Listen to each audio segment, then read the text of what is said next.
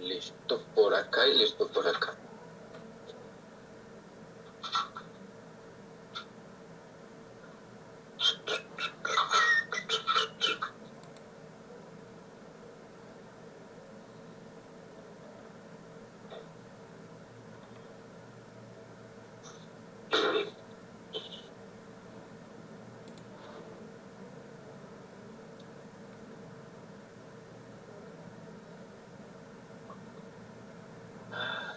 Ya trae.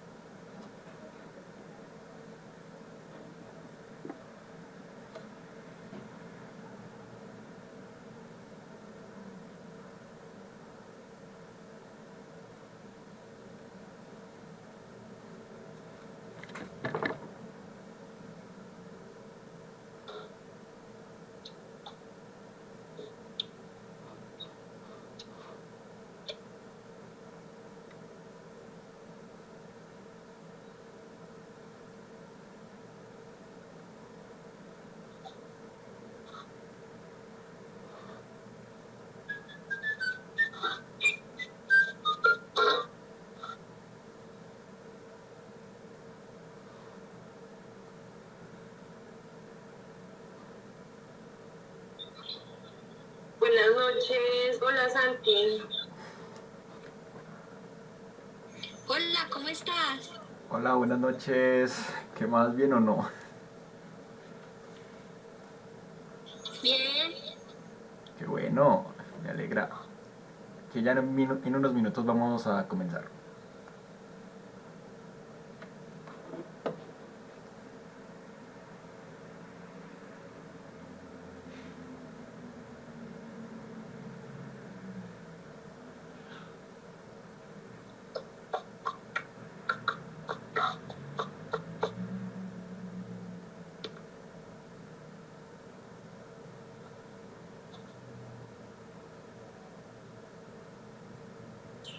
Bueno, yo creo que vamos dando inicio. Los que llegan tarde yo los voy aceptando ahí en el transcurso de la charla. Bueno, buenas noches para todos y todas. Bienvenidos a este espacio. Hoy estamos de celebración. Hoy es el cumpleaños número 6 de nuestro Club de Astronomía Caos. Muchas gracias a todos los asistentes. Realmente estamos muy contentos de llegar hasta acá. No es tan sencillo mantener, digamos, los clubes en el tiempo, ¿cierto? Es algo que va variando la cantidad de gente y todo eso, pero nos sentimos muy contentos de llegar hasta este punto, de tener las personas siempre fieles desde que empezamos, de tener otros nuevos. Entonces, bienvenidos todos a este espacio. Muchas gracias también a Santi, que ha estado a cargo de las últimas sesiones de Caos, mientras yo solucionaba un poquito, no sé, un montón de cosas que tenía que solucionar. Y bueno, muchas gracias a todos los que están hoy, justo para celebrar nuestro cumpleaños. Claro que sí, como cada año tenemos un super invitado. Hoy tenemos a uno de nuestros profes del pregrado de astronomía, Juan Carlos Muñoz Cuartas. Bienvenidos, profe. Ay, qué susto. No, mentiras. ¿Me escuchan bien ahí? Sí, se escucha todo bien. Bien, no, bueno, buenas noches a todos. Pues muchas gracias, muchachos. Muchas gracias por la invitación acompañarlos pues en esta celebración. Me honran con esta invitación pues a conversar con ustedes hoy un ratico de este negocio que ustedes saben pues que nos mueve el corazón. Yo creo que a todos no estar conectado hasta ahora en una charla de astronomía es porque algo bueno o algo malo tiene que tener en la cabeza, y yo quiero pensar que eso es algo bueno. La idea hoy entonces es contarles un poquito pues acerca de mí, acerca de mi trabajo, acerca pues como de lo que yo hago y cómo ha sido ese trasegar a través pues de la historia, de mi historia con la astronomía, de mi relación con la astronomía, y pues aprovechar pues un ratico de pronto para contarles 2 o 3 cositas relacionadas pues con el tema específico de mi trabajo de investigación, que como van a ver pues está asociado con la dinámica y la evolución de las galaxias, la estructura del universo a gran escala.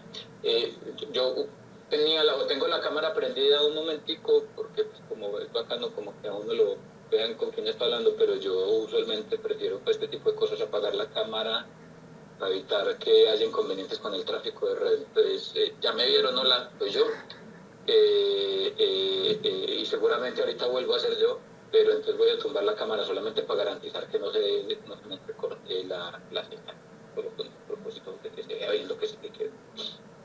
Entonces, bueno, sí, como yo les decía, pues mi nombre es Juan Carlos Núñez Cuartas. Yo de formación soy físico de la Universidad de Antioquia. Qué sé yo, no sé hace cuánto, no, yo sí sé hace cuánto me gradué hace casi 20 años pues del pregrado en física, cuando en ese momento no existía obviamente el pregrado en astronomía, y en ese entonces pues los gomosos o los no tan gomosos, los que teníamos intereses profesionales muy serios en la astronomía, queríamos trabajar en astronomía. Entonces estudiábamos física y por el lado de la física nos movíamos hacia la astronomía. Alguna vez estábamos observando, yo creo que Lisette estaba con nosotros observando ese día, uno de esos días que observamos y no observamos, y alguien me preguntó, Johan me preguntó que yo cómo diablos había llegado a la astronomía, y pues yo les dije que pues la historia mía es muy particular, o yo no sé si muy particular o no, me pareció siempre muy charra porque yo he sido muy curioso. Desde muy pequeñito pues dañino, desbarataba un balín, desbarataba un radio, un televisor, lo que me pusieran, con lo que me dejaran descuidado. Por ahí me la pasaba haciendo experimentos de cualquier cosa, de lo que se me ocurría en la casa. Entonces desde muy pequeñito realmente fui muy curioso. Y entre curiosidades y curiosidades, alguna vez me encontré un libro de física y empecé a leer un libro de física, y luego un libro de física me llevó a otro, y luego otro libro de física me llevó a otro. Y la curiosidad entre leer y hacer experimentos y mirar cositas me enseñó precisamente que lo que yo quería estudiar era física, algo parecido, algo relacionado con la física. Recuerdo que hacía experimentos. Una vez estaba haciendo electrólisis en la casa. De hecho, por estar haciendo experimentos, una vez con un motor de no me acuerdo de qué, que me todo el cableado eléctrico de mi casa. Una vez haciendo electrólisis lo quemé una segunda vez. y haciendo experimentos me la pasaba haciendo daños en mi casa. Siempre fue muy curioso. Y estudiando cositas de física, alguna vez alguien me dijo, vaya al planetario, que en el planetario a veces dictan cursitos de física para la gente. Y fui al planetario a tratar de ver qué era lo que hacían, y en el planetario descubrí, en efecto, los cursitos de física, y entre los cursitos de física descubrí la astronomía, y me enamoré de la astronomía, y cuando terminé el colegio me presenté a física, con el firme propósito de estudiar astronomía. En esa época Jorge Zuluaga, que ustedes lo conocen, estaba terminando el pregrado en física, y había un grupo de estudiantes que para la época configuraban lo que era la prehistoria de lo que ahora es el grupo de investigación, que posteriormente pues, fue lo que le dio origen al pregrado. Se llamaba el Grupo para el Estudio de las Ciencias Espaciales, se llamaba el Grupo GESE, que era como el grupo de astronomía de la universidad. Cuando entré a física, entonces, me involucré con el grupo de astronomía y con quien ahora es el profesor Esteban Silva, que empezó la carrera en física conmigo en la misma época, y otro grupo de estudiantes de astronomía. Trabajábamos realmente, dictábamos cursos, lo que hoy son los cursos del diploma de astronomía. En esa época los dictábamos también los sábados en el planetario, se llamaba la Escuela Local de Astrofísica, y hacíamos un montón de actividades. Teníamos un observatorio astronómico en convenio con Confama, y eso nos mantuvo a flote, nos mantuvo unidos por mucho tiempo. Una actividad muy bacana, y espero que muy similar a lo que ustedes ahora hacen aquí en el grupo Caos. En el contexto de ese grupo de estudio para las ciencias espaciales, yo realicé mi tesis, Esteban realizó su tesis, varios estudiantes realizaron la tesis, y cuando se dio el momento y todos nos empezamos a graduar, Jorge ya estaba también haciendo posgrado en la misma universidad. Decidimos formalizar las cosas y convertir al grupo de estudiantes en un grupo de investigación, y ese día, más o menos en el 2000, entre 2005 y 2008, con el apoyo de varios profesores del Instituto de Física, Boris estaba ahí, Johan Restrepo estaba ahí, varios profesores, convertimos a ese grupo de estudiantes en un grupo de investigación, que ahora es el grupo de Física y Astrofísica Computacional, un grupo clasificado en Colciencias, con la más alta categoría, con productos y proyectos de investigación y formación de estudiantes en todos los niveles. Y después de eso, pues más o menos en el 2005 terminé el pregrado en física, hice una tesis en astronomía haciendo simulaciones de colisiones de galaxias, con el acompañamiento de un profesor, un colega que aprecio mucho en Brasil, y el profesor Daniel Jaramillo, de acá de la Universidad de Antioquia. Y me metí a hacer la maestría, hice la maestría en física. Hice mi maestría en física trabajando en astrofísica, como muchos de los estudiantes que hacen la maestría en física acá en la Universidad de Antioquia. Hice mi maestría en física y trabajé haciendo simulaciones en un asunto que se llama construcción de modelos semianalíticos para la formación y la evolución de galaxias.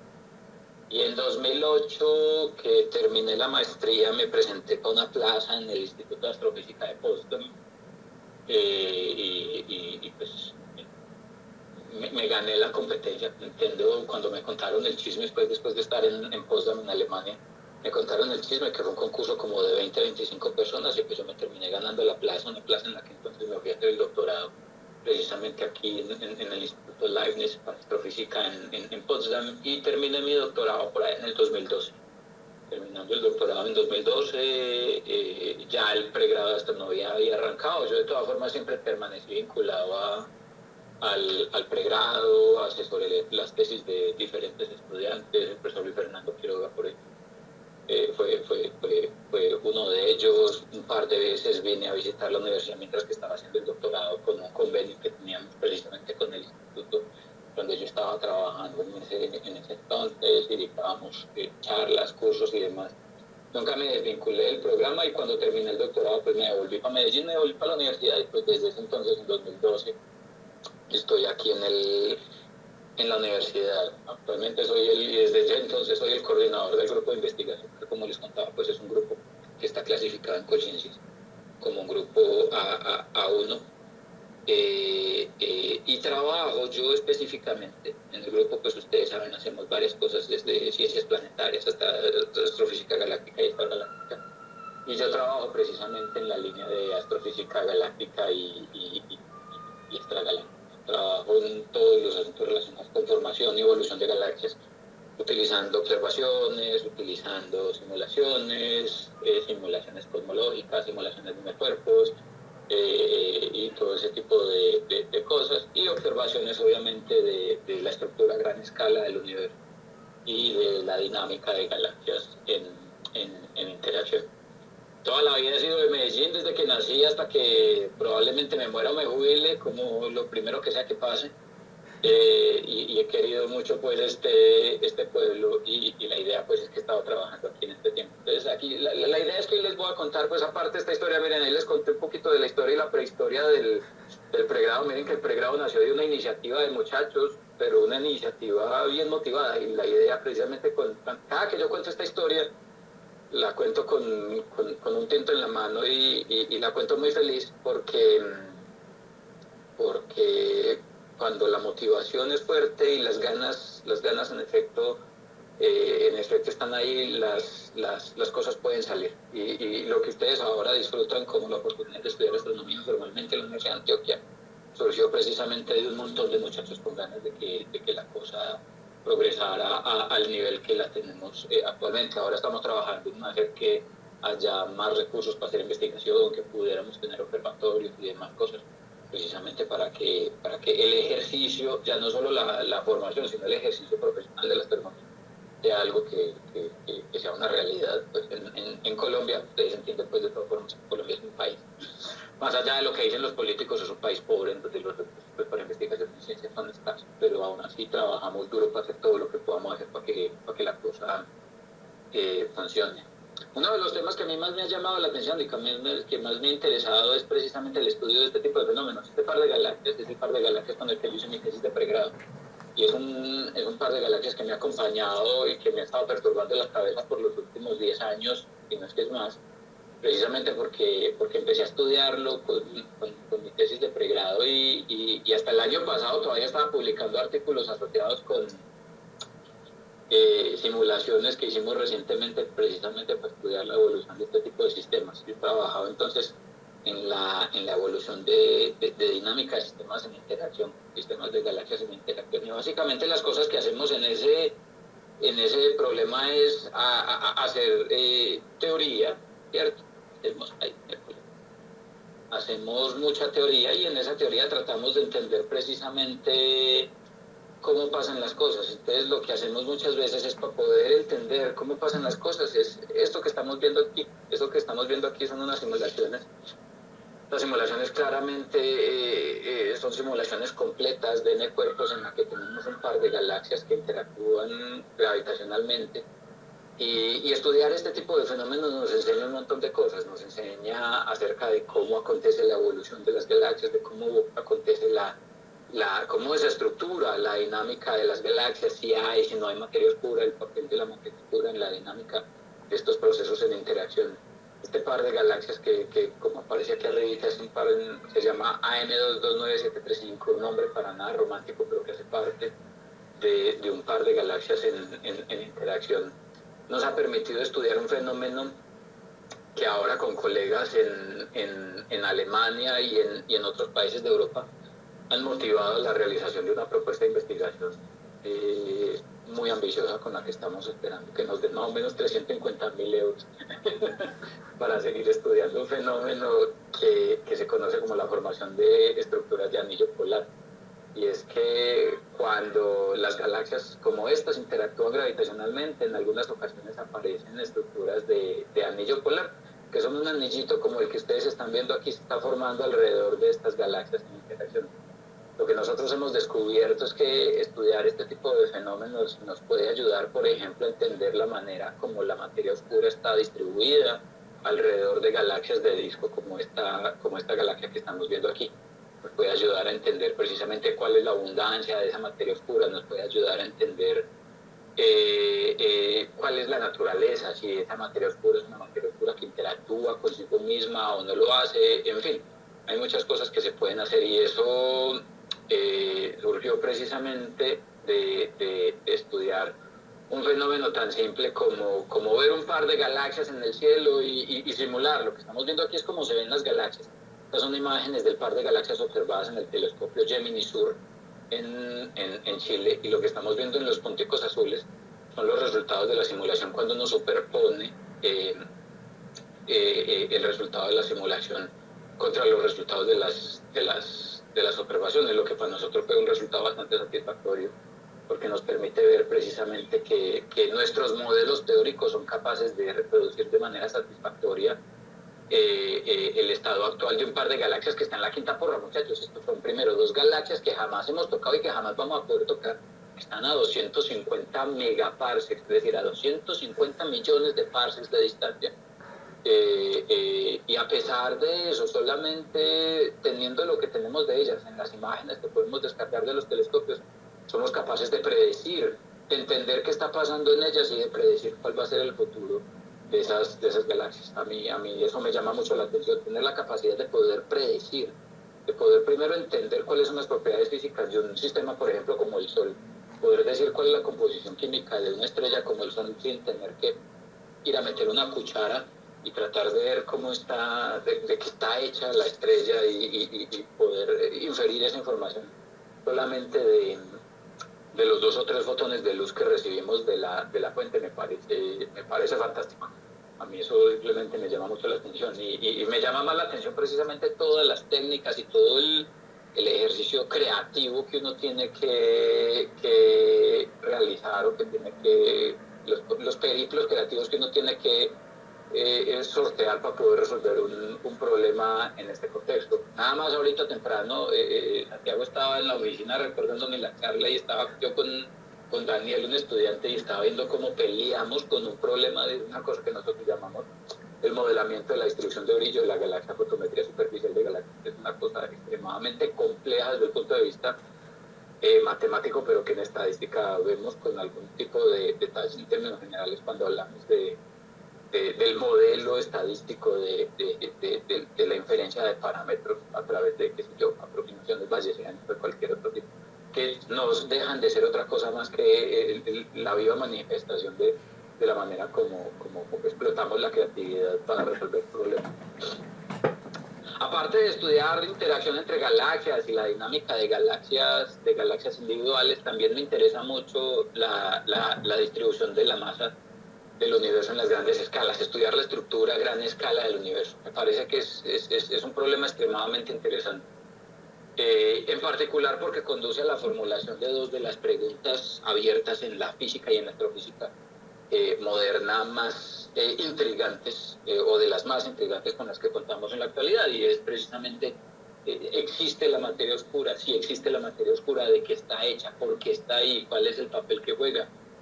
Hombre, ¿cómo se ve? Si se pudiera ver, ¿cómo diablos? ¿Dónde está? Pues hay muchas cosas que uno se puede preguntar precisamente sobre ese ente fantasmagórico que es la materia oscura.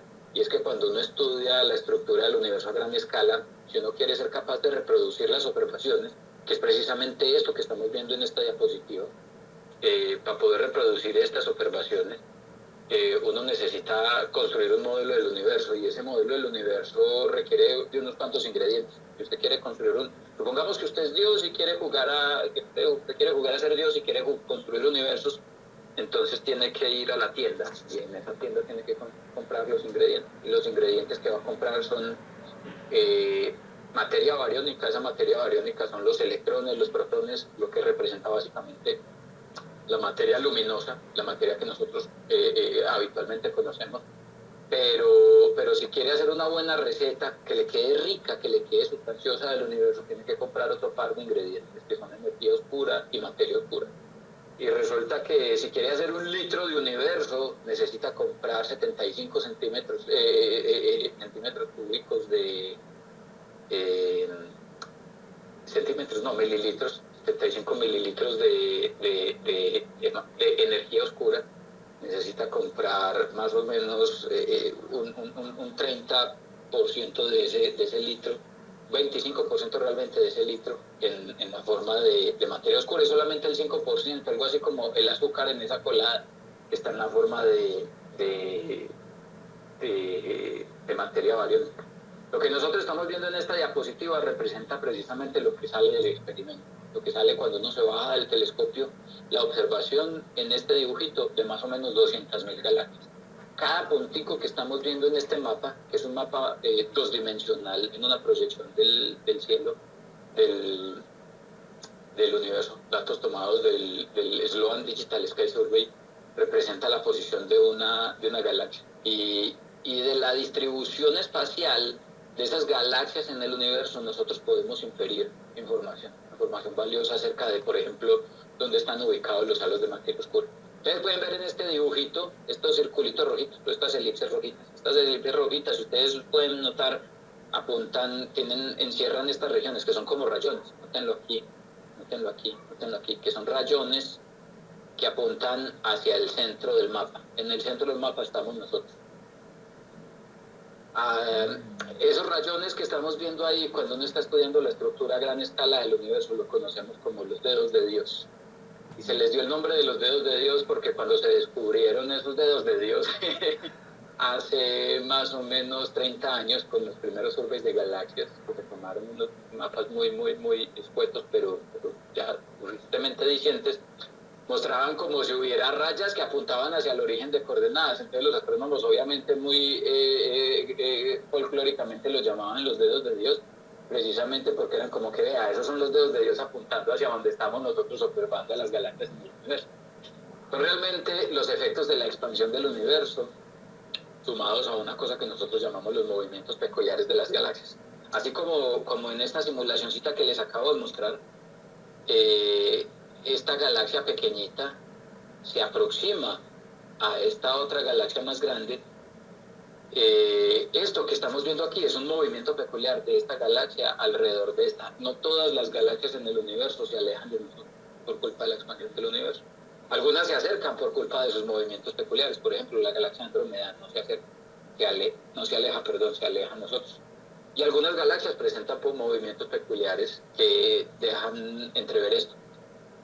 En principio uno diría, no, yo no quiero ver estos rayones, yo quiero ver realmente las posiciones de las galaxias para saber precisamente dónde están ubicadas. Pues resulta que donde hay ruido, un astrónomo puede sacar información. Estos movimientos peculiares o estos rayones asociados a los dedos de Dios, están asociados a los movimientos peculiares de las galaxias. Las galaxias, no hay nada en el universo que sea capaz de mover una galaxia si no es gravedad. Goku no puede mover una galaxia, Superman no puede mover una galaxia, ni siquiera una estrella. Cualquier cosa que pase por encima de la escala de un sistema planetario está dominado por la interacción gravitacional. Entonces todo lo que uno ve aquí es gravedad. Gravedad vista como gravedad newtoniana, que es una interacción entre partículas puntuales, o gravedad vista como la de Newton, como geometría, de la manera como se mueven las partículas de acuerdo a la curvatura del espacio-tiempo. Pero lo que sea, lo que estamos viendo es gravedad.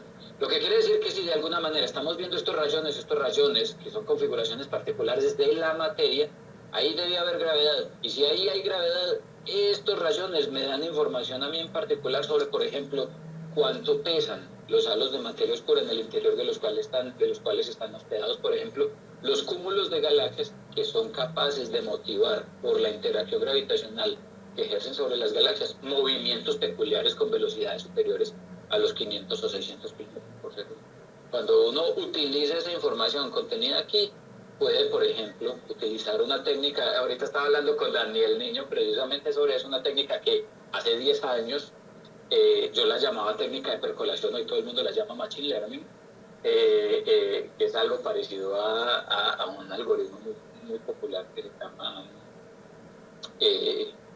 RV-Scan, que le permite a uno simplemente encontrar patrones de clúster, de agrupamiento en el espacio de parámetros. Aquí nos permite un algoritmo que yo desarrollé por allá hace como 10 años, un algoritmo que nos permite encontrar, cuando tengo datos de galaxias distribuidas en el espacio, me permite identificar cuáles de esas galaxias pertenecen a la misma asociación, es decir, cuál de esas galaxias pertenece al mismo cúmulo de galaxias, y de esa manera, en este conjunto de datos, identificar cúmulos de galaxias que me permiten ver esto. Lo que estamos viendo aquí ya corresponde. Miren que ya no están los dedos de Dios, ya no están los rayones. Eliminé los rayones, porque ahora en cada uno de estos puntos yo no tengo una galaxia. En cada uno de estos puntos, como aparece en este dibujito, yo tengo una asociación de galaxias. Y a las asociaciones de galaxias nosotros las llamamos en astrofísica galáctica o extragaláctica, las llamamos cúmulos o grupos de galaxias, dependiendo de la masa. Cada uno de esos cúmulos de galaxias o grupos de galaxias que estamos viendo aquí me deja ver la estructura a gran escala del universo. Y utilizando esta información yo puedo reconstruir la distribución de masa en el universo. Lo que estamos viendo aquí, muchachos, es el resultado de una parte de mi trabajo en la reconstrucción de la masa en el universo a grandes escalas, que nos permite ver si se pudiera ver la materia oscura en el universo, en los datos de las observaciones de este mismo pedazo del universo que estamos viendo aquí, cómo se vería la distribución de materia oscura. Cada uno de estos pelotas grandes que estamos viendo aquí es un cúmulo de galaxias. Y miren que los cúmulos de galaxias entonces se organizan en una manera estructurada. Lo que estamos viendo es que los cúmulos de galaxias se organizan en una cosa que nosotros llamamos la red cósmica, que es una respuesta natural de la forma como el campo gravitacional obliga a la materia oscura a organizarse en la estructura a gran escala en el universo. Resulta que la estructura a gran escala en el universo está dominada precisamente por la manera como la materia oscura gravita en el universo que se expande, motivado por la energía oscura. Entonces, como estábamos diciendo, si usted hace un rato, si usted quiere ser Dios y quiere construir una receta de universo, tiene que comprar energía oscura, llenar su universo con energía oscura, dejar que su universo se expanda gracias a la presencia de esa energía oscura. Pero la gravedad va a dejar que la materia oscura interactúe consigo misma y produzca este tipo de estructura. En el interior de cada una de estas estructuras hay un cúmulo o un grupo de galaxias que se configuran este tipo de estructuras, filamentos como nosotros los llamamos, o miren estas regiones donde básicamente no hay nada, que son lo que nosotros llamamos como vacíos. Uno mira diferentes porciones del universo, miren, aquí se nota un poquito más de pronto, esa es otra porción del universo. Así se vería, si pudiéramos ver en materia oscura, si la materia oscura se dejara ver, si brillara de alguna manera, o si algún día pudiéramos construir unos lentes que nos permitieran detectar la materia oscura, así se vería la distribución de materia oscura a gran escala en el universo, y nos permitiría identificar este tipo de cosas, como el Great Wall, que es una enorme estructura a gran escala en el universo. Es la cosa más grande que se puede observar o que se ha detectado en el universo visible. Es una enorme cadena de supercúmulos de galaxias, donde nosotros podemos, literalmente hablando, estudiar, hacer toda la astrofísica galáctica habida y por haber. Esto es más o menos en lo que yo trabajo y en lo que he trabajado y en lo que muchos estudiantes que me han acompañado a lo largo de estos años han invertido sus esfuerzos precisamente para aprender un poquito acerca de este negocio, y son las galaxias. Y es que el asunto es precisamente eso. Las galaxias son extremadamente interesantes porque cuando usted está estudiando el universo a gran escala, usted no ve otra cosa más que galaxias. En la distancia, cada vez que usted se va a observar objetos más y más y más lejanos, llega un momento en el que usted ya no observa más estrellas, sino que empieza a observar galaxias y galaxias y galaxias y galaxias. Y en efecto, cuando quiere estudiar el universo a gran escala, eso es lo que se observa. Y cuando veíamos estas imágenes de estos objetos que estamos viendo aquí, la distribución a gran escala de la materia oscura, la conocemos porque, como les contaba, lo primero que observamos son las galaxias. Las galaxias son el vehículo por medio del cual estudiamos la estructura a gran escala. Yo siempre hago una analogía en clase, en el curso de galaxias, y es que digo, las galaxias son como una cerecita en una bola de helado. Porque el helado completo es enorme, con una bola de helado, pero realmente la parte más rica siempre es la cerecita, o al menos a mí me parece. Yo podría comprar un helado y solamente comerme la cereza, y regalo la bola de helado porque no me gusta. Me aburro después de un rato. En una galaxia, el halo de materia oscura representa la bola de helado. Si no tiene usted una bola de helado, no tiene en dónde poner la cerecita. La galaxia es esa cosa interesante, la bolita de helado, que se sostiene cuando usted la pone en la bola de helado. El halo de materia oscura provee el campo gravitacional que mantiene ligado al gas y a las estrellas. Y la parte bonita, la parte sabrosa, la parte interesante es la galaxia. Cuando nosotros estudiamos el universo a gran escala, eso es lo que vemos, galaxias. No podemos ver la materia oscura. La materia oscura solamente la podemos ver, como les decía ahorita, a través de la gravedad. Solamente poniéndonos, entre comillas, unos lentes que nos permitan medir la acción gravitacional ejercida por el universo completo sobre las galaxias, podríamos, y como yo lo he hecho en algunos trabajos, como les contaba, ver cómo está distribuida la galaxia. Pero entender las galaxias, viendo los ladrillos del universo, nos da información valiosa precisamente sobre cómo pasan las cosas. Pues como les decía, cuando uno estudia el universo a gran escala y cuando estudia la galaxia, nuestra propia galaxia, que es este cachivache que estamos viendo aquí, uno solo ve estrellas individuales. Pero cuando pasa y estudia más adelante, inclusive utilizando telescopios cada vez más grandes, lo que uno encuentra es que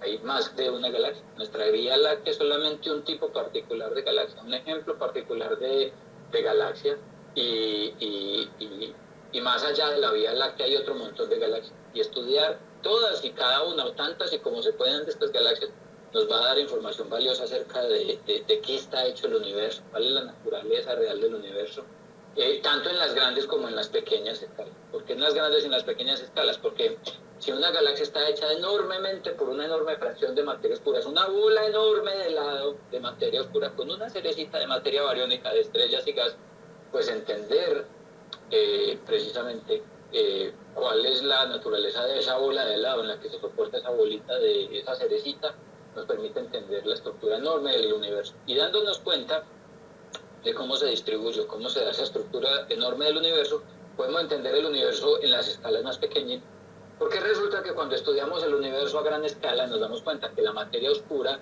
aparece cuando estamos estudiando la dinámica de las galaxias individuales, pero también aparece cuando estudiamos el universo en toda su extensión, incluido cuando lo estudiamos desde las etapas más tempranas.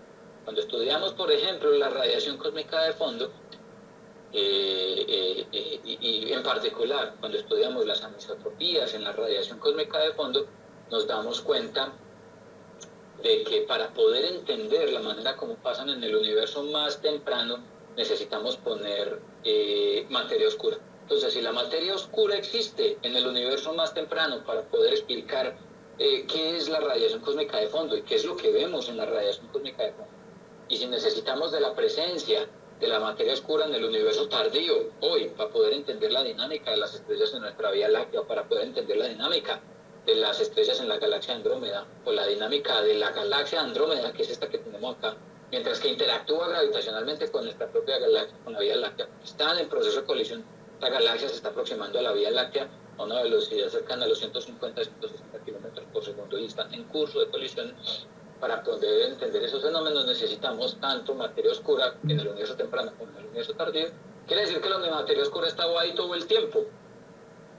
Lo que quiere decir que la materia oscura se formó en el universo temprano, muy probablemente. Así como todos los electrones, muchachos. El más joven de ustedes tendrá 16 años, 15 años, qué sé yo.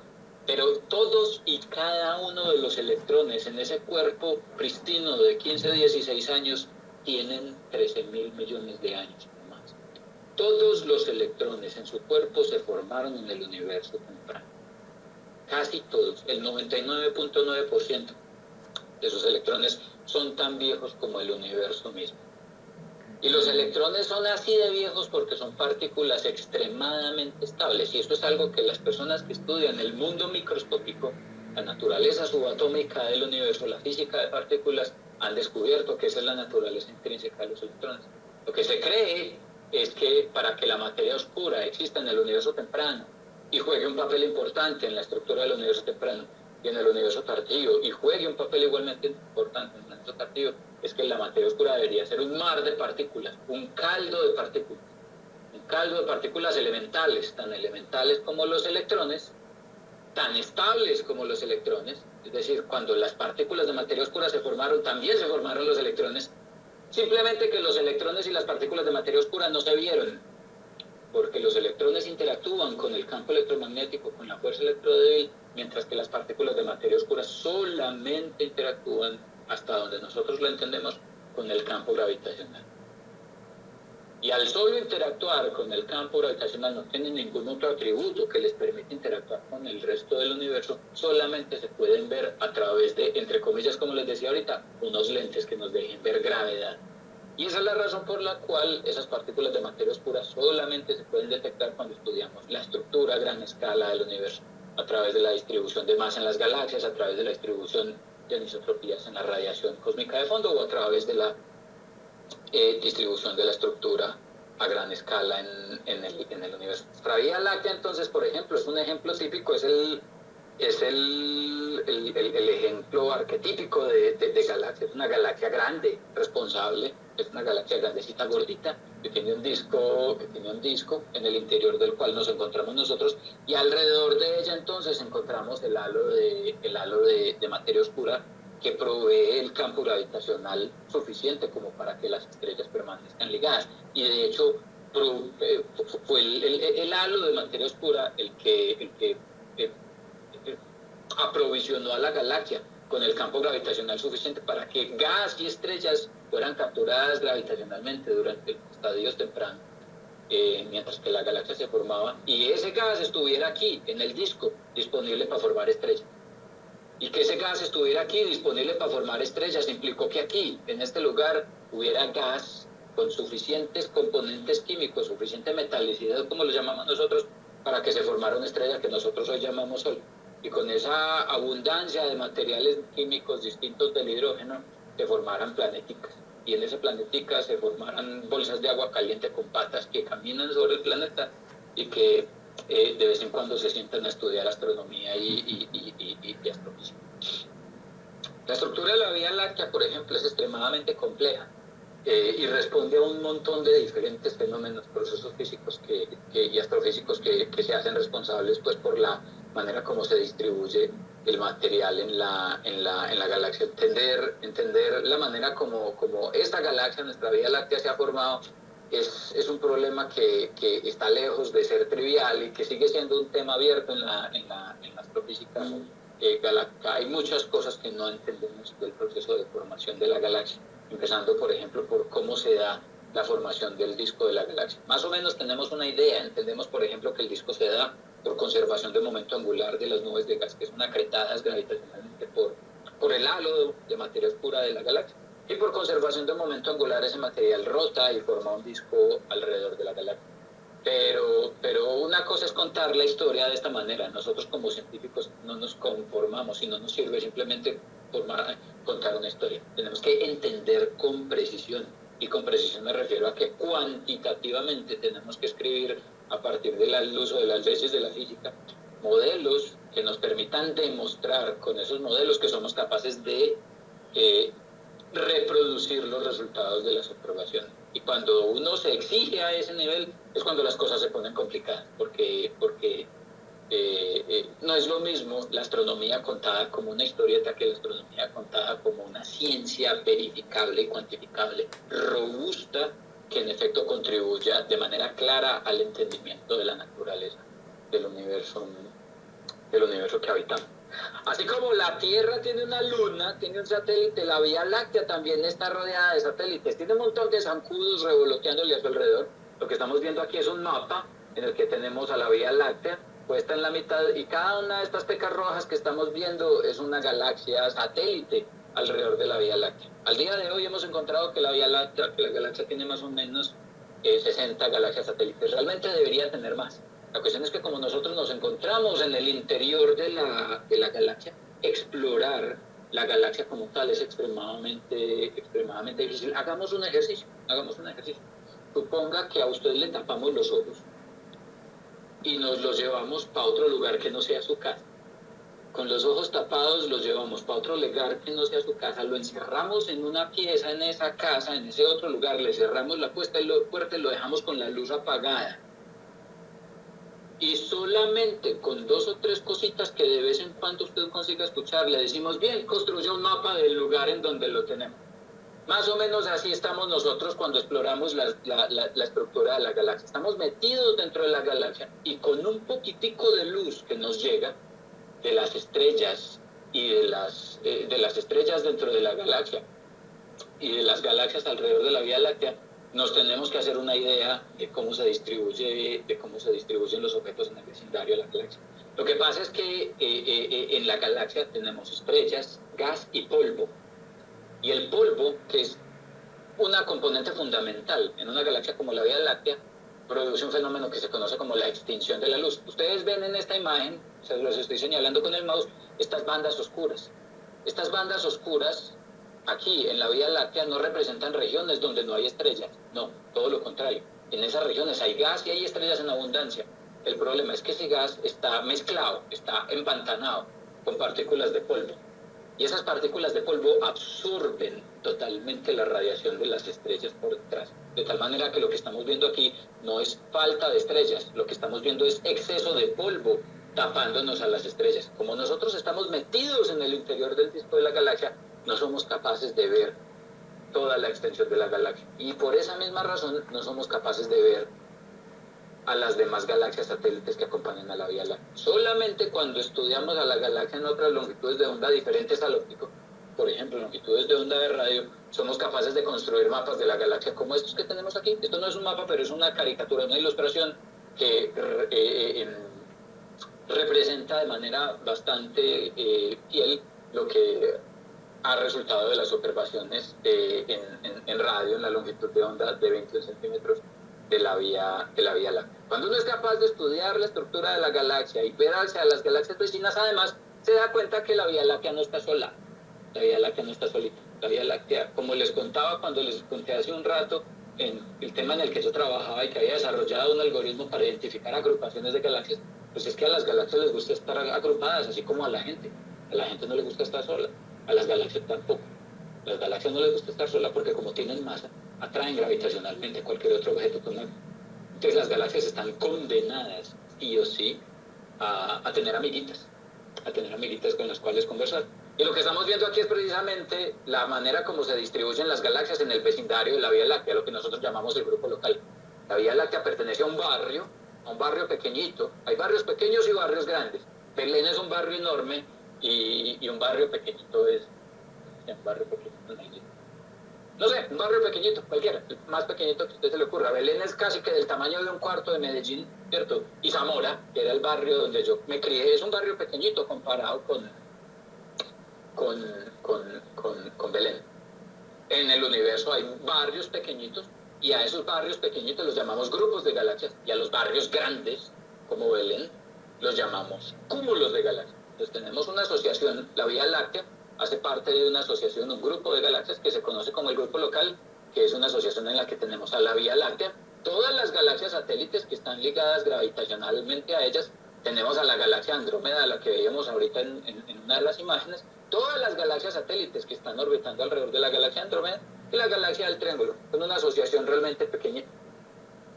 El grupo local hace parte o está en la periferia de un cúmulo de galaxias, que se conoce como el cúmulo de Virgo. Ese es un barrio grande.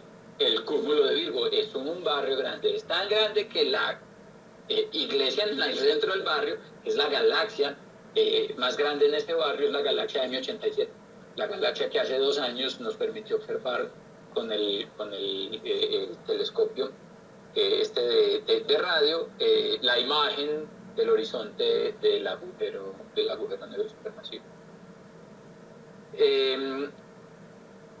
Las estrellas, una galaxia es un ente extremadamente complejo. Está hecho de materia oscura, de estrellas, de gas, de polvo, de gente. Y cada uno de esos ingredientes juega un papel importante. Las estrellas son de los más importantes. Las estrellas son de los ingredientes más importantes, las estrellas y el gas. Yo le digo a los muchachos en clase, en galaxias y en estadística, de pronto también lo comento, y es que con el gas usted puede hacer un montón de astrofísica. Y cuando usted tiene gas y estrellas, escribe 3 capítulos o 3 tomos de la enciclopedia, de cualquier enciclopedia de astrofísica. Las estrellas son las que se encargan de emitir la mayor cantidad de la radiación interesante en una galaxia.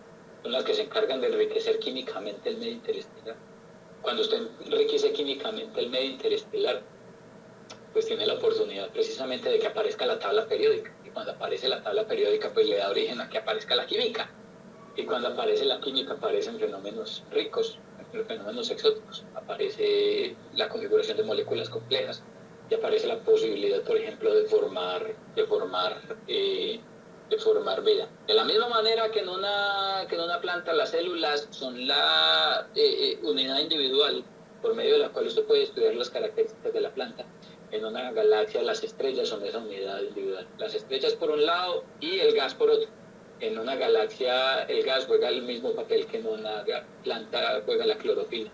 El gas es ese fluido que se mueve en el interior de la galaxia que permite transportar diferentes componentes químicos, que permite transportar energía, que permite transportar diferentes fenómenos astrofísicos. Entonces, cuando estudiamos las galaxias, además, nos interesa un montón estudiar qué es lo que pasa con las estrellas en las galaxias, y con esa galaxia, y qué es lo que pasa con el gas en esa galaxia. Y hay un montón de cosas. Otra vez, uno puede dictar otras 50 charlas y otro montón de cursos de astrofísica del medio interestelar, de la formación y la evolución de las estrellas en una galaxia y demás. Pero cada una de esas cosas que estudiamos sigue siendo un problema en muchos contextos y en muchos escenarios, estar plagado de problemas. Por ejemplo, esta es la hora, muchachos, que nosotros no entendemos a ciencia cierta cómo se da el proceso de formación de estrellas en una galaxia. Es otro de los enormes paradigmas en la astrofísica moderna, y es que el profesor Esteban Silva, en el curso de astrofísica estelar, en el pregrado en astronomía, y en las charlas divulgativas que nosotros dictamos y que muchos de ustedes también dictan o que han asistido, uno cuenta la historia así: una estrella se forma porque una nube de gas en el medio interestelar aquí en la galaxia se desestabiliza gravitacionalmente, colapsa sobre su propio peso, se fragmenta y eventualmente colapsa para formar una estrella. No hay historia más lejana, no hay mentira más mentira que esa. No hay mentira más mentira que esa, porque una galaxia no forma estrellas individuales. En una galaxia las estrellas se forman en cómbitos, en asociaciones estelares. Y cuando las estrellas se forman en su ambiente nativo, en asociaciones estelares, la manera como una estrella en formación afecta el proceso de formación de sus demás estrellas vecinas es extremadamente complejo, es un fenómeno extremadamente caótico, altamente no lineal. Porque cuando una estrella empieza a brillar, el campo de radiación de esa estrella calienta el gas a su alrededor. Y es como si usted tuviera varios hermanitos, y cuando tiene una estrella muy grande es como si usted tuviera un hermanito muy grande y muy hambriento, que se come toda la comida, y un hermanito muy grande, muy hambriento, que se come toda la comida, deja a los demás hermanitos sin comida, y esos demás hermanitos sin comida tristemente no alcanzan a crecer. Entonces, en la galaxia, por ejemplo, la posibilidad de formar una estrella muy masiva restringe la oportunidad de que otras estrellas se formen. Y entender ese tipo de fenómenos es extremadamente complejo, porque depende de la abundancia de gas que existe en la galaxia, depende de la abundancia de metales que existe en la galaxia, depende de la masa total de la galaxia, de la velocidad a la que rotan las nubes de gas en la galaxia, depende de un montón de cosas, y es un fenómeno extremadamente complejo que implica describir, por ejemplo, la manera como el gas interactúa gravitacionalmente consigo mismo, con las estrellas en la galaxia, como por ejemplo la interacción de las partículas en el gas, que realmente no es un gas, sino un plasma, porque en el medio interestelar tenemos átomos de hidrógeno y electrones moviéndose en direcciones contrarias, y cuando usted tiene eso, lo que tiene es un plasma, no tiene un gas. Y cuando usted tiene un plasma, realmente lo que aparece entonces son fenómenos magneto-hidrodinámicos, entonces aparece el campo magnético. Y cuando uno empieza a lidiar con campos magnéticos, si ustedes se acuerdan de física, los muchachos saben que los campos magnéticos son frenos. Y en términos generales, entonces, el fenómeno completo se vuelve extremadamente complejo. Y entender entonces la manera como estos objetos astrofísicos, las galaxias, se configuran es extremadamente complejo. Les estaba diciendo, para terminar, que este barrio, que es Zamora, es un barrio pequeñito en las partes más externas de un barrio más grande. Véalo aquí, esto es un cúmulo de galaxias. En un cúmulo de galaxias, el grupo local, que es esto que tenemos aquí, es una asociación de 3 galaxias, 2 galaxias grandes, la galaxia Andrómeda y la Vía Láctea, rodeado de un montón de unos corrosios, hay un montón de un zancudero de galaxias enanitas, galaxias chiquiticas, contenidas en un volumen, en una esferita que tiene más o menos un megaparsec de radio. La distancia que separa las galaxias en el grupo local es grande, sustancialmente grande. Por otro lado, la gravedad de un cúmulo de galaxias es tan intensa que en el mismo volumen en el que está contenido el grupo local, uno alcanza a tener más o menos entre 1000 y 3000 galaxias. Un cúmulo de galaxias en un lugar del universo en el que la gravedad ha tenido suficiente tiempo para trabajar eficientemente y acumular masa y acumular masa y acumular masa. Son de los lugares más masivos del universo. Y por esa enorme acumulación de masa, uno tiene entonces que en esa región del universo usted puede acumular una enorme cantidad de objetos. Y eso es lo que tenemos acá. Lo que estamos viendo acá es precisamente en esa imagen de un cúmulo de galaxias, un montón. Cada punto, cada objeto que estén viendo ustedes en esa imagen, omitiendo esto, que es una estrella, es una galaxia. Y es lo que uno ve cuando observa el universo a gran escala. Y cada una de las galaxias en esta región pertenece a ese cúmulo de galaxias, que es este objeto que tenemos aquí. Y tenemos en esta región del universo, que es una región que tiene un tamaño comparable con la de nuestro barriecito, tiene todas las casas del mundo. Es como si usted cogiera y en el barrio en el que usted creció con 10 personas construyera 20 edificios 20 edificios o más y de 20 edificios de 50 pisos y acomodar a gente. Esto es lo que tenemos en el universo, en esas regiones de enorme alta densidad.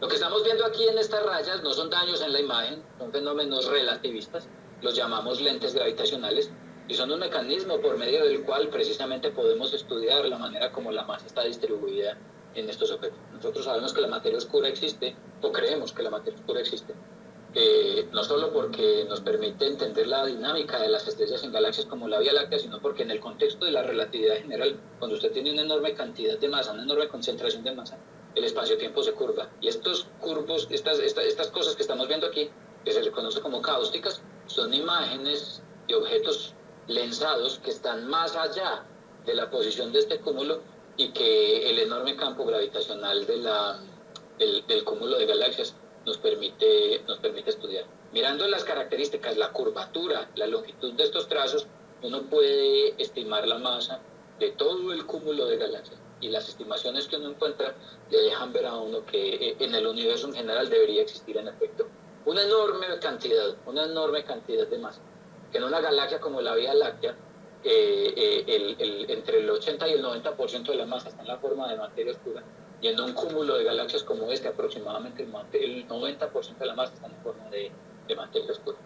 Y eso a mí y a muchas personas nos parece extremadamente curioso, que podamos observar cosas tan bonitas como este montón de galaxias agrupadas en este barrio, pero no podamos observar la componente principal, que a pesar de que entre comillas somos seres tan, entre comillas, inteligentes, nos estamos perdiendo realmente de un espectáculo enorme por no ser capaces, por no tener la habilidad, por no poder ver simplemente el universo con los ojos de la materia oscura. Evidentemente nuestros ojos ven la luz óptica, la radiación electromagnética y la luz en la región del óptico, porque pues la estrella alrededor de la cual habitamos pues ofrece las condiciones para que así sea. Pero se vuelve extremadamente curioso y extremadamente interesante poder estudiar este tipo de fenómenos, y es lo que a mí me motiva, y con eso empecé, precisamente comentándoles que este era el tipo de cachivaches que yo estudiaba, o que he estudiado a lo largo de los últimos casi 20 años que ya llevo metido en este negocio, y me extendí un poquito más de lo que quería, pero más o menos eso era lo que les quería contar, muchachos. Quería contarles un poquito de historia, un poquito de mi historia, un poquito de la historia de cómo han pasado las cosas en la Universidad de Antioquia, para que ustedes pudieran llegar a tener, con todo el esfuerzo que hemos hecho, muchas personas hemos hecho muchos esfuerzos para que en la Universidad de Antioquia podamos hablar de astronomía a nivel profesional. Y pues contarles 2 o 3 cositas acerca de esas cosas que a mí y a muchas otras personas nos cautivan del universo. Y en este caso es precisamente estos objetos bonitos, las galaxias y la manera como ellas se configuran para mostrarnos estas imágenes bonitas del universo que uno obtiene cuando sale a hacer observaciones en el telescopio. Ahí les dejo para que me hagan preguntas si tienen alguna pregunta. Muchas gracias, profe. Uy, espectacular todo lo que nos contó, lo deja uno como súper estallado. La verdad que qué bonito poder celebrar el cumple 6 de Caos con esto, con su trabajo, porque digamos que acá en estos espacios solemos hablar más de temas de divulgación, solemos contar la típica historia de cómo se forma una estrella. Yo también la cuento, no se preocupen por eso, yo también la cuento. Entonces ver ahora, o sea, que nos muestres acá qué es lo que hace en realidad una persona que dedica su vida a la astrofísica, qué es lo que hacemos en la Universidad de Antioquia, qué es lo que estudiamos, qué es lo que investigamos, es muy bonito, y muchas gracias por traer todo su conocimiento, pues una parte, ¿cierto? Y eso es bacano que lo digas, y eso que es lo que hacemos, es porque es que, como les digo, eso es lo que hacen ustedes, los estudiantes que trabajan en sus tesis, o que son jóvenes investigadores, o que simplemente se pasan por la oficina de uno y le dicen, profe, yo quiero trabajar en algo, y estas son las cosas que hacen. Esto es lo que están trabajando todos y cada uno de sus compañeros, con galaxias, con estrellas, con planetas, con de todo. Es solamente una muestrecita de esa realidad de ustedes y de sus compañeros. Sí, es verdad, tenemos unos compañeros bien tesos también, que de hecho por acá hay algunos qué rico que se hayan animado a asistir. Aprovechemos este espacio para preguntarle cosas al profe, los propios compañeros de la carrera. No sé si tienen preguntas para hacerle por ahí al profe. Bueno, por ahí están respondiendo. No resuelvo preguntas de los parciales de esta semana, no, eso no me vale.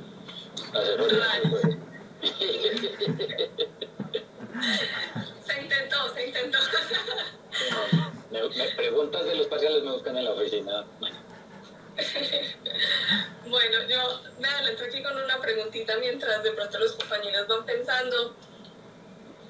Esto lo pregunto también como por mi parte, o sea, ¿en qué momento decide uno a qué área específica de la astronomía dedicarse? Porque es que son tantas áreas, entonces, ¿cómo terminó usted, profe, trabajando en galaxias específicamente? O sea, ¿qué fue lo que pasó? No sé. Muchas veces uno cae por casualidad, muchas veces uno siempre cae por interés. Yo me acuerdo, por ejemplo, que una vez, nosotros, ustedes seguramente lo conocen, hay un libro que seguimos mucho aquí en el programa, que es el libro de Carl Leost, de An Introduction to Modern Astrophysics. Y yo una vez, a algunos de ustedes le he contado esta historia, es que una vez en vacaciones, yo dije, me voy a sentar a estudiar astrofísica, y cogí el libro de Carroll desde la primera página, y literalmente hablando me estudié el libro de Carroll desde la primera página hasta la última página. Obviamente no en unas vacaciones, yo me acuerdo que mis compañeros eran estudiando estado sólido, física atómica, cuántica, y porque teníamos parciales, yo era estudiando astrofísica y era todo el mundo como, ¿qué? ¿Vos qué haces estudiando esto? Yo, ahorita hoy estudio cuántica, yo me dediqué un año largo a estudiar un montón de astrofísica, y en esas, pues estudiando precisamente el libro, me encontré con los últimos capítulos del libro, que son precisamente donde se estudia la astrofísica de las galaxias, y me gustó, me encariñé con ellas, y me involucré con un trabajo. Éramos estudiantes, como les decía, y nos involucramos, Esteban, Jorge, ¿quién más estaba ahí? Varias personas que pues ya no nos acompañan porque ahora son profesionales que trabajan, algunos en NASA, otros en Holanda, otros en otros países, en un problemita de simulaciones, precisamente. Siempre hemos trabajado mucho con simulaciones de galaxias en interacción. Y yo me encarreté con eso y me gustó y con eso me quedé. Entonces lo que pasa muchas veces es cómo escoge uno en qué quiere trabajar, es como cómo escoge uno qué sabor de pizza le gusta más. Probándolas todas, la semana pasada estaba hablando con un estudiante que me estaba haciendo una pregunta similar y yo le decía, no me preocupe que el pregrado y la universidad es para eso. Me decía que estoy preocupada porque estoy en quinto semestre y no sé qué voy a hacer con la tesis. Yo le decía, no se preocupe, que es que no tiene por qué saber qué hacer para la tesis en quinto semestre. Porque la idea es precisamente que la universidad nos ofrece, y en la universidad les ofrecemos un montón de cosas para que prueben, estudien, ensayen y aprendan un poquito de todo, y en algún momento diga, ay, esto me interesó, me llamó la atención, lo quiero explorar con un poquito más de detalle y me quiero ir de pronto en esa dirección, o quiero trabajar un poquito en este tema, y después puede cambiar de tema y pasarse para otro, y luego para otro, y luego para otro. Eso no es problema. Muchachos, yo he trabajado en astrofísica de galaxias, he trabajado en sísmica, he trabajado en asuntos de imágenes médicas, he trabajado en muchas cosas de divulgación, he trabajado en básicamente crianza y maternidad de gallinas. ¿En qué no he metido la cosa? Somos curiosos, y si a usted se le ocurre una pregunta, vaya, pégale a la pregunta. Y la idea es que esa es en general la naturaleza del científico. Entonces, no hay que preocuparse tanto por eso. Disfruten la carrera mientras que aprenden, que aprendiendo uno siempre va a encontrar una cosita que le dice, una pregunta. Uno le hace clac en la cabeza una pregunta, ¿qué pasará si, qué pasará con esto? Y en ¿qué pasará con esto? Alguna vez se lo comentaba a Santiago y le decía, te encuentra una pregunta y va y le dice a un profe, ¿esta pregunta qué? Y entonces un profe curioso de pronto le dice, está bacana, ¿por qué no nos sentamos y miramos a ver qué es? Y por ahí sale una tesis, por ejemplo, y por ahí sale un trabajo. Entonces es un asunto yo siempre soy muy relajado en ese sentido. Soy muy relajado en ese sentido porque es como, es un asunto de disfrute en ese sentido. Y si a usted le gusta lo que está haciendo, va a encontrar algo. Y si le gusta todo, pues simplemente va a tocar una puerta y dice, profe, yo no sé usted qué está haciendo, pero yo sé que podemos hacer algo que a usted le interesa, que con certeza a mí me va a interesar, y siempre hay algo muy bacano. Cualquiera de las áreas de las ciencias y cualquiera de las áreas de la astronomía son muy interesantes. Cuando ustedes saben que con los profesores, con Esteban, con Pablo, con Jorge, con Germán, con Lauren grabamos un podcast y cada que hablamos de una noticia yo me antojo de trabajar en algo distinto. Entonces yo estoy hablando con Pablo de alguna noticia de ciencias planetarias o con Jorge de dinámica del sistema solar y yo quiero hacer una simulación de esa, yo quiero estudiar este problema, yo quiero. O luego estoy hablando con Lauren de espectros o de formación estelar, yo quiero hacer eso. Y luego con Esteban de cualquier otra cosa con relación qué sé yo, a la composición química, yo quiero hacer eso. Porque el asunto es ese, los problemas están ahí, el universo simplemente dice, yo le sirvo las preguntas, es un menú, escoja una o varias y atarúguese con él. Okay. Es un asunto de disfrute, lo que sí es cierto es un asunto completamente de disfrutar. Sí, eso es muy cierto, eso es lo más importante definitivamente. Bueno, no sé si alguien más tenga preguntas, comentarios, agradecimientos. Profe, yo tengo acá un par de preguntas ahí para hacerle, pues. Acá la primera es que me preguntaron por acá si sabe de algún libro de astrofísica para uno como comenzarse como a encarretar con eso, como si recomienda alguno o algo. Porque yo sé que el de Carroll, pues ese es... No, eso no es para enamorar, eso es para cuando uno ya está enamorado.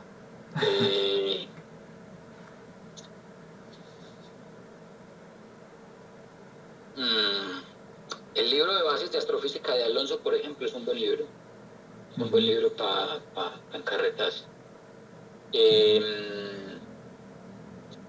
Y hay libritos individuales. Yo recuerdo que yo leía muchos libritos. Hay una editorial mexicana, ahorita no recuerdo el nombre, que publica muchos libros pequeñitos, libritos de 100 páginas, pequeñitos casi que de bolsillo, de estrellas, de evolución estelar, de galaxias, de cositas en español bonitos, que yo sé que se conseguían, por ejemplo, en la biblioteca del planetario. Entonces, libritos como de un nivel elemental, que una persona, vamos a decirlo así, entre comillas, no iniciada, sin mucho formalismo, sin nada de matemáticas, muy conceptual, pudiera buscar, son esos libritos. Ahorita yo sé que es una editorial mexicana, creo que está asociada a la Universidad Nacional, pero ahorita no recuerdo exactamente cuál es el libro, el título de esa editorial, el nombre de esa editorial, pero son varios. Y sé, por ejemplo, porque me leí muchos de esos libros en la biblioteca del planetario, cuando me la pasaba encerrada en el planetario, que hay de esos libros, varios de esos libros en la biblioteca del planetario, actualmente es la que todo el mundo puede acceder. También en la biblioteca de la universidad hay varios libros de usted busque astrofísica estelar o cositas de esas, y le aparecen varios de estos libritos muy bacancitos. Son completamente entretenidos, ilustrativos, claros, adecuados para iniciarse en el asunto. Ok, gracias. Pero no tengo uno. Pero si pudiera recomendar uno con nombre, el libro de bases de astrofísica de Alonso, sin lugar a dudas. Ok, profe, muchas gracias. Acá la segunda pregunta que también había era que, profe, así como el nombre del podcast, para pasarlo, que acá me están preguntando por el nombre del podcast, para que... El podcast se llama Desde el Observatorio. Lo encuentran en Spotify, lo encuentran en Anchor, lo encuentran, ahorita no sé en qué otras plataformas, yo siempre lo busco en Spotify. Pero si buscan en Spotify por Desde el Observatorio, ahí encuentran el zaperoco, es un despelote literalmente hablando. Es una guachafita con noticias de astronomía que hacemos cada 8 días. Ok, listo, profe, muchas gracias. Y ya la última pregunta era, esta ya es más que todo mía, y era para ver si en el parcial iba a aparecer la tercera pregunta del taller. No, mentira, profe, no era. Era... de la mesa, mejor dicho. Era como, más que todo como por curiosidad, como decir como, profe, ¿cuánto más o menos se tardan como en hacer como estas simulaciones, por ejemplo, del video que usted nos mostró acá en la charla? Como Depende del tipo de simulación. Esta simulación la corrimos en Alemania. Esta simulación corre en Alemania, la máquina se llama Jülich. Es una máquina que está instalada en el centro de supercómputo de Dresden en Alemania. Esta máquina corrió en 1024 procesadores. Esto tiene que correr en paralelo, esto no son programitas pues, sencillos, no son cosas triviales. Corre en paralelo 1024 procesadores y el asunto es que correr una sola simulación no es tan fácil como, pues no es como lo muestran en las películas de los Vengadores, que Iron Man le dice a Jarvis, haga esto, y Jarvis le dice, sí, mañana se lo tengo, mi amo, vaya de fiesta. No, así no funciona. Hacer una simulación de estas implica realizar muchas simulaciones de prueba para ensayar parámetros, para ensayar la física, para ensayar convergencia numérica, para garantizar que los resultados son correctos, en fin. Entonces, cuando uno suma todo eso, nosotros nos gastamos en simulaciones más o menos entre 6 y 8 meses, casi un año de simulaciones. Una sola simulación que representa todo en 1024 procesadores corría más o menos en 15 días. Una sola, pero realmente para llegar a este resultado, nosotros tuvimos que para hacer esta simulación, tuvimos que correr, no les voy a decir mentira, casi 100 simulaciones. Sin contar otro conjunto de simulaciones más atrás asociadas con el método por medio del cual exploramos las características de las condiciones iniciales, que implican un arreglo completo como de 250.000 simulaciones. Entonces es complejo, pero estas ya las simulaciones de producción finales, esta en particular, como les digo, con esos 1024 procesadores corrió casi que en 2 semanas en el supercomputador. Y eso es más o menos lo que demoran. Una simulación obviamente más grande cuesta más tiempo. Una simulación en la que estudiemos, por ejemplo, la evolución del universo a gran escala puede tardar del orden de 3 a 4 meses, ocupando 10.000 procesadores en un supercomputador. Ok, wow, vaya dato. Muchas gracias, profe. Listo. Por aquí yo estaba viendo preguntas de algunas personas. De compartir la pantalla para que no me vean mi escritorio cochino, desordenado. Estaba viendo que Girley estaba conectada. La Girley, qué bueno verte por aquí conectada. Y Sofía me está preguntando, profe, ¿usted alguna vez se ha enfrentado a no solo querer cambiar de rama, sino más bien saturarse de la academia de sus dinámicas? Sí y sí. Casi que renunciaba a la universidad.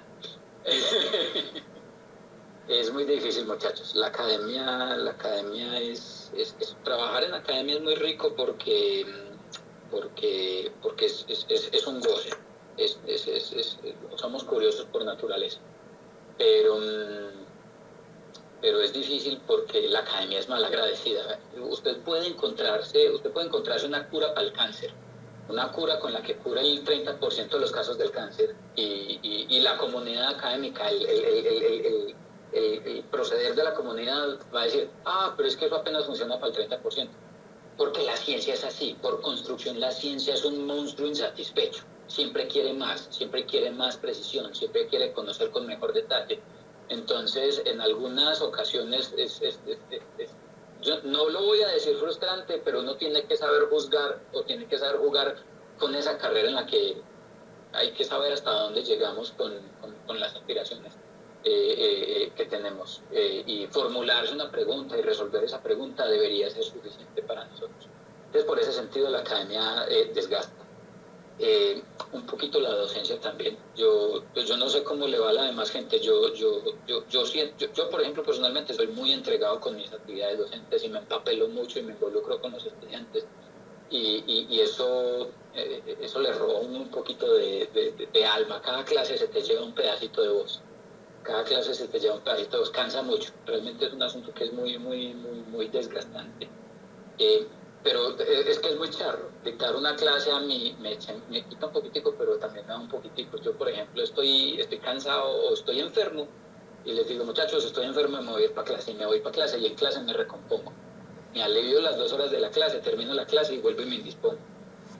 Y no es un chiste, de verdad, estoy estoy de malas, me voy para clase, y llego a clase y me parcho dictando la clase, y mamo gallo, y hago chistecito tablero, y hablamos de las cosas en la clase, y me gusta mucho, pero sí, también desgasta. Y la otra cosa es que en efecto trabajar en el entorno académico es exigente. La comunidad académica es una competencia que nunca termina. Si vos querés estar en la línea de producción, tenés que estar todo el tiempo. Uno en la academia nunca termina de estudiar, uno es el estudiante eterno. Siempre tenés que estar actualizándote, siempre tenés que estar estudiando, siempre tenés que estar al pie del cañón, porque la cosa rueda a una velocidad vertiginosa. Y eso a veces es agobiante, no una vez más, es un asunto con el que uno tiene que de alguna manera aprender a jugar, es como una relación tóxica, o una relación que se puede volver tóxica si uno no la sabe manejar. Entonces, Sofía, sí, alguna vez quise cambiar de rama, no tanto cambiar de rama, sino que yo soy muy curioso, otra vez. Entonces, cuando me hacen cualquier pregunta o me la hago yo mismo, es como que, ay, qué rico, yo quisiera hacer esto. Entonces, no les digo mentiras. Por ejemplo, he trabajado en cosas en las que hacemos, por ejemplo, imagen para hacer búsqueda de... Cuando uno hace, por ejemplo, una ecografía, el ecógrafo envía ondas sonoras y recibe ondas sonoras y ahí tiene que haber un proceso de modelamiento de la imagen acústica. Por ejemplo, en algún tiempo trabajé en acústica para hacer reconstrucción de imagen acústica, por ejemplo, buscando cáncer de mama, utilizando imagen médica, o para hacer exploración del subsuelo, para exploración de hidrocarburos o de agua, o ese tipo de cosas. Por pura física curiosidad, o me interesa mucho, por ejemplo, estudiar las condiciones del clima y modelar la turbulencia atmosférica. Es más que cambiar de área, no cambiar de área o de rama, sino como, pues, ya estoy grande, estoy viejo, trabajo en una universidad, pues, si se me ocurre una pregunta, simplemente sin misericordia le disparo y trato de hacer algo ahí.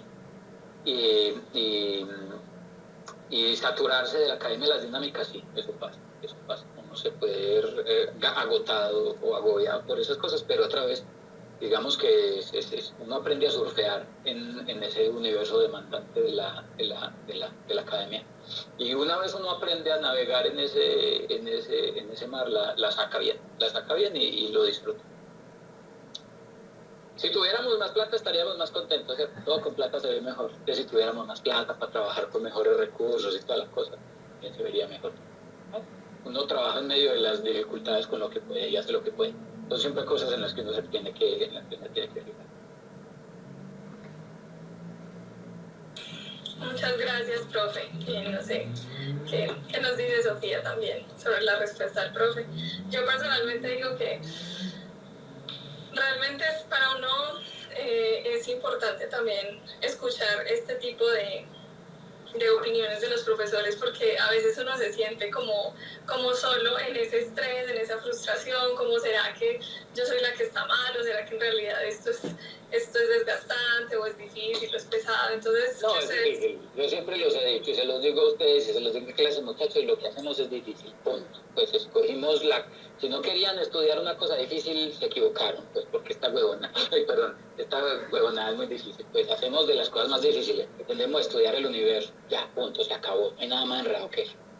Pero es bacano, otra vez, es que es un asunto es un dulce amargo rico.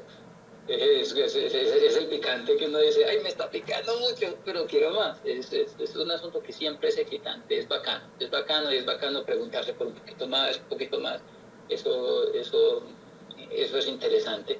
Y también es interesante darse cuenta que uno está aprendiendo cosas que eventualmente algún día nos habrán de servir para algo, como civilización, como cultura, como lo que sea. No estoy hablando de que todo lo que hacemos necesariamente tiene que conducir a la solución de un problema aplicado, pero el solo hecho de entender cómo funciona el universo es algo que nos ha puesto hoy en día como la sociedad basada en el conocimiento que somos. Entonces, eso es algo que yo siempre resalto de lo que es. Entender cómo funciona el universo en el que vivimos es más que suficiente para satisfacer la curiosidad de cualquier persona. Sí, eso es muy cierto. No, muchas gracias, profe, por todas las respuestas tan chéveres. Y bueno, como dice acá Sofía, la pregunta es en efecto porque cuando llegan esos sentimientos, uno se pregunta por la experiencia de los profes que ya llevan el camino más caminado. Entonces, sí, no, uno también se cansa, a uno también le duele, uno también se deprime, uno también se aburre, a uno también fracasa, puede ser fracaso. Yo lo llamo, para mí es más importante fracasar y aprender del fracaso que tener siempre éxito.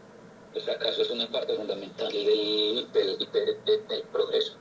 Entonces eso a todos nos pasa mucho, no se preocupen por eso. El asunto es otra vez cómo lo asumimos y qué tanto nos empeliculamos con lo que estamos haciendo. A varios de ustedes les he dicho, no, disfruten el asunto, pónganse unos, hacémonos las cosas en el nivel que es, con las características que son, y eso sí, disfruta el camino, que realmente la meta no es lo relevante es el trayecto, y así es este asunto. Muchas gracias por eso, profe. Bueno, otra pregunta de Sebastián. Dice que debemos esperar en los próximos años con el JWST en materia de galaxias. Todo. Estábamos esperando. Yo conozco el proyecto del JWST desde hace años. Ustedes seguramente ustedes estaban en el colegio, no, estaban en primaria, probablemente estaban en guardería, cuando se empezó a gestar la propuesta del JWST. Y se demoró todo el tiempo el mundo, pero valió la pena la espera. ¿Qué esperamos de todo? El asunto es que, como les decía ahorita, nuestros ojos están cerrados por la observación en el óptico. Y hay un montón de cosas que no podemos observar por culpa, por ejemplo, de la extinción que experimentamos, por culpa del polvo en el medio interestelar. Y cuando podemos observar en el infrarrojo, le podemos sacar el cuerpo a esa extinción. Entonces hay un montón de cosas que vamos a poder descubrir, no solo en la galaxia, sino en las galaxias vecinas y en las galaxias más lejanas, porque por culpa de la expansión del universo, las galaxias más remotas se ven cada vez más y más rojas. Y el hecho que se vean pues, cada vez más y más rojas implica que para poder estudiar el universo más lejano necesitamos telescopios infrarrojos. Y el propósito principal realmente del JWST, pues poder observar esas galaxias que están en el universo más remoto. Ya nos está entregando, no que debemos esperar, no, que estamos recibiendo. Estamos viendo, por ejemplo, que la abundancia de galaxias en el universo peruano no es la que en principio predice la teoría. Estamos viendo, por ejemplo, que las características de los núcleos activos no es la que nosotros predecíamos dentro de la teoría. Eso sugiere, por ejemplo, que la manera como crecen los agujeros negros supermasivos no es la que nosotros creemos en la teoría. Es decir, lo que nos está entregando el JWST en los últimos 6 meses, solamente contando en los últimos 6 meses, nos va a hacer reescribir la astrofísica y los procesos de formación de galaxias de una forma que no nos imaginábamos que iba a pasar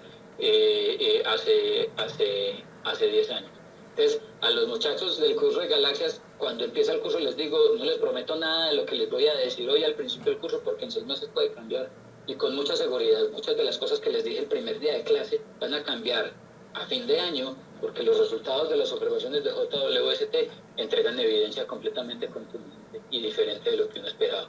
El régimen del infrarrojo en el universo temprano es un régimen que está extremadamente poco explorado por las enormes dificultades pues, que implica esas observaciones, y tener esa facilidad como el JWST nos va a permitir recolectar un montón de información que nos va, literalmente hablando, nos va a obligar a escribir los libros de astrofísica galáctica, básicamente desde el principio.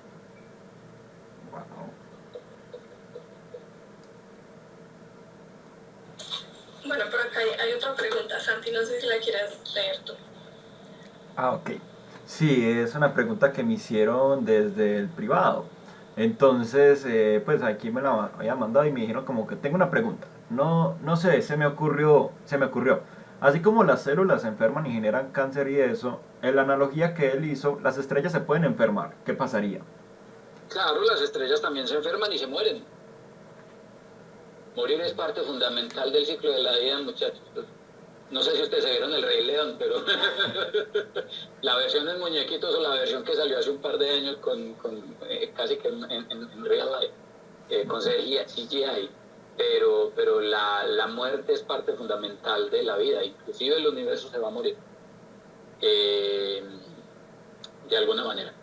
Entonces las estrellas evidentemente van a pasar por un proceso. Una estrella, entre comillas, al Sol dentro de más o menos 3.000 millones de años le va a dar algo parecido al cáncer, y es que se le va a acabar el hidrógeno en el núcleo, y cuando se acabe el hidrógeno en el núcleo se va a desestabilizar, y eso va a inducir desestabilización total en toda la estrella, y el Sol se va a expandir, se va a convertir en una gigante roja y va a expandirse a una proporción tal que literalmente hablando se va a poner tan grande como la órbita de Marte. La Tierra, Venus, Mercurio y probablemente Marte quedemos inmersos en el interior de la atmósfera estelar y eventualmente, posteriormente, la estrella va a evolucionar y va a morir como una nebulosa planetaria. Eso le pasaría a una estrella, al Sol o a una estrella como el Sol, y las más masivas pues simplemente explotan como supernovas. Entonces, la evolución en el universo ahí no hay absolutamente nada estacionario. Y en ese sentido, entonces, las estrellas como tal, en efecto, experimentan procesos de evolución que implican que ellas nacen, evolucionan, maduran y mueren. Y en ese proceso de muerte se crea, entre comillas, vida, porque cuando la estrella muere, le devuelve al universo el material que le donó al principio cuando se formó, pero se lo devuelve enriquecido con metales nuevos. Y esos metales nuevos van a permitir que aparezcan otro tipo de procesos nuevos, como la formación de granos de polvo, la formación de moléculas complejas, y con la formación de esas moléculas complejas, como les decía ahorita, por ejemplo, la formación de entes eventualmente con vida pensantes o pseudo pensantes. Entonces, sí, uno en esa analogía puede pensar igual, para el caso de la sociedad.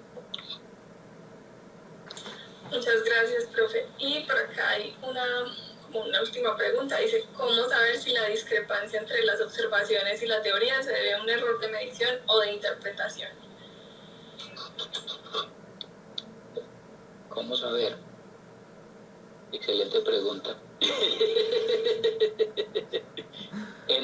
Yo dicto, para las personas que no estudian en el pregrado, pues yo dicto los cursos, yo dicto normalmente el curso de astroestadística y el curso de astrofísica galáctica y extragaláctica.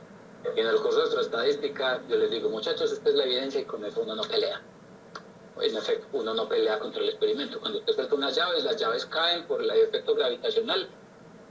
Interprételo como le dé de la Tierra, interprételo como le dé la regalada gana, lo efecto real y con lo que uno no pelea es con el fenómeno. Las llaves caen, y acabó. Esa es la evidencia.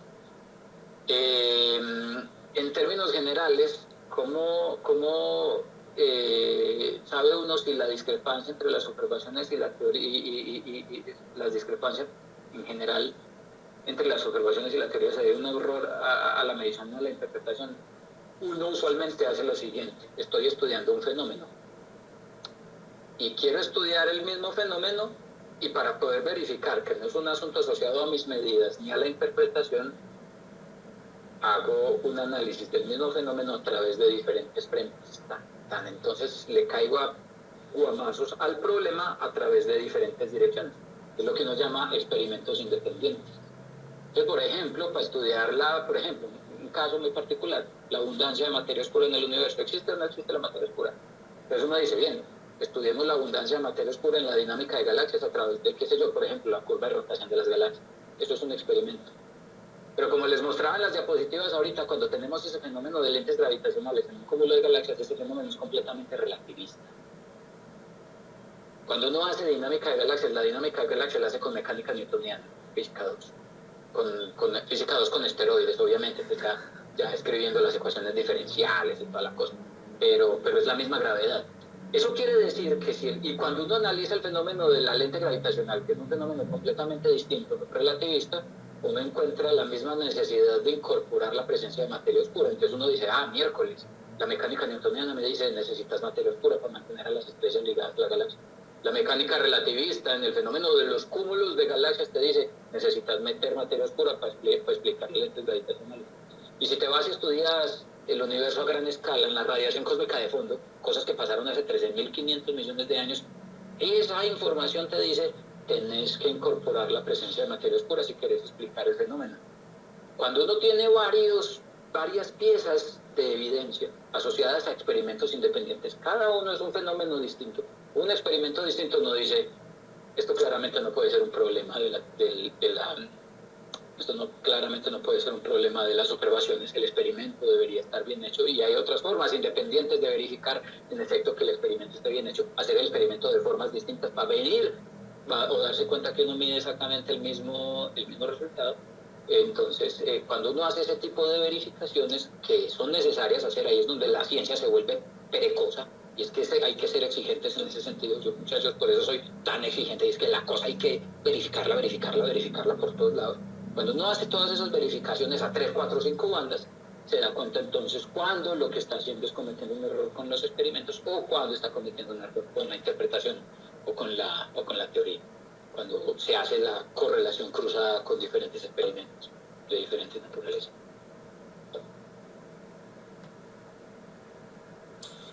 Bueno, listo, muchas gracias, profe, por todas las respuestas. No sé si alguien más tiene una pregunta. Ahí. Bueno, si no, vamos cerrando. Ya por acá respondiendo la pregunta. Siento que muchas gracias. Y bueno, muchísimas gracias al profe, muy chévere, en serio, todo lo que nos contó, todas las dudas de las que nos sacó. Y en general siempre es muy bonito tener acá personas profesionales que vengan y nos cuenten sobre qué hacen y cualquier cosa que nos quieran contar también sobre su vida, sobre cómo ha sido su proceso. Todo eso realmente es muy enriquecedor tanto para nosotros como estudiantes como para las otras personas que asisten al club que no son estudiantes, ¿cierto? Que son aficionados a la astronomía. Entonces, muchísimas gracias a todos por asistir. Qué forma más bonita de celebrar este 6º aniversario de Caos. ¡El cumpleaños! Bueno, por ahí habían saludos del profe Pablo, que también le deseo el cumpleaños pues a nuestro club. Entonces, bueno, muchísimas gracias a todos por la asistencia, al profe, a los compañeros de la carrera, a los que ya se han graduado, a los que no son estudiantes de astronomía, pero aquí están juiciosos cada 15 días. Muchas gracias a todos. Una feliz noche. Chao. Muchas gracias a ustedes, muchachos, por la invitación y muchas gracias a todos los que se quedaron sin comer o que están comiendo mientras que veían la charla. Un abrazo para todos. Chao, chao.